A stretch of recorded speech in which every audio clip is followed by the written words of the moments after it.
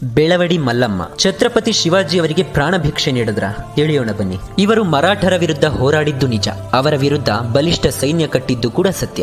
ಬೆಳವಡಿ ಮಲ್ಲಮ್ಮನ ಗುರುಗಳಾಗಿದ್ದ ಶಂಕರ ಭಟ್ಟರು ಬರೆದಿರುವ ಶಿವವಂಶ ಸಂಸ್ಕೃತ ಪುಸ್ತಕದಲ್ಲಿ ಅವರು ಶಿವಾಜಿ ಸೈನ್ಯವನ್ನ ಸೋಲಿಸಿದರು ಅಂತ ಬರೆದಿದ್ದಾರೆ. ಆದರೆ ಶಿವಾಜಿ ಅವರು ಬೆಳವಡಿ ಮಲ್ಲಮ್ಮನ ಹತ್ತಿರ ಕ್ಷಮೆ ಕೇಳಿದ್ದು ನಿಜ, ಅದು ಯುದ್ಧದಲ್ಲಿ ಸೋತು ಕೇಳಿದ್ದಲ್ಲ. ಶಿವಾಜಿ ಸೈನ್ಯ ಸೇನಾಧಿಪತಿ ಆಗಿದ್ದ ವ್ಯಕ್ತಿ ಮತ್ತು ಬೆಳವಡಿ ಮಲ್ಲಮ್ಮರ ಪತಿ ಈಶಪ್ರಭುವಿಗೆ ಮಧ್ಯೆ ಘರ್ಷಣೆ ಉಂಟಾಗುತ್ತೆ. ಘರ್ಷಣೆ ಯುದ್ಧವಾಗಿ ಬದಲಾಗಿ ಈ ಯುದ್ಧದಲ್ಲಿ ಮಲ್ಲಮ್ಮನ ಪತಿ ಈಶಪ್ರಭುಗಳ ಮರಣವಾಗುತ್ತೆ. ಈ ವಿಷಯ ಕೇಳಿದ ಬೆಳವಡಿ ಮಲ್ಲಮ್ಮ ತಾನೇ ಯುದ್ಧಕ್ಕೆ ಇಳಿದು ಇಡೀ ಮುಕ್ಕಾಲು ಭಾರತವಾಳ್ತಿದ್ದ ಮರಾಠ ಸೈನ್ಯವನ್ನ ಬೆಚ್ಚಿ ಬೀಳಿಸಿ ಹಿಮ್ಮೆಟ್ಟಿಸ್ತಾರೆ. ಆದರೆ ಈ ಯುದ್ಧದಲ್ಲಿ ಪ್ರತ್ಯಕ್ಷವಾಗಿ ಪರೋಕ್ಷವಾಗಿ ಶಿವಾಜಿ ಭಾಗವಹಿಸಿರೋದೇ ಇಲ್ಲ. ಸತತ 27 ದಿನಗಳ ಕಾಲ ನಡೆದ ಯುದ್ಧದಲ್ಲಿ ಮಲ್ಲಮ್ಮ ಸೋಲೋದಿಲ್ಲ, ಬದಲಾಗಿ ಕಮಾಂಡರ್ ಜೊತೆ ಶಿವಾಜಿ ಆಸ್ಥಾನಕ್ಕೆ ಹೋಗ್ತಾರೆ. ನಡೆದ ಎಲ್ಲಾ ವಿಷಯವನ್ನ ಶಿವಾಜಿ ಅವರಿಗೆ ಹೇಳ್ತಾರೆ. ಆ ಕಮಾಂಡರ್ ನಡೆದುಕೊಂಡ ಅಸಭ್ಯ ವರ್ತನೆಗೆ ಶಿವಾಜಿ ಕೈ ಮುಗಿದು ಮಲ್ಲಮ್ಮನ ಬಳಿ ಕ್ಷಮಾಪಣೆ ಕೇಳ್ತಾರೆ.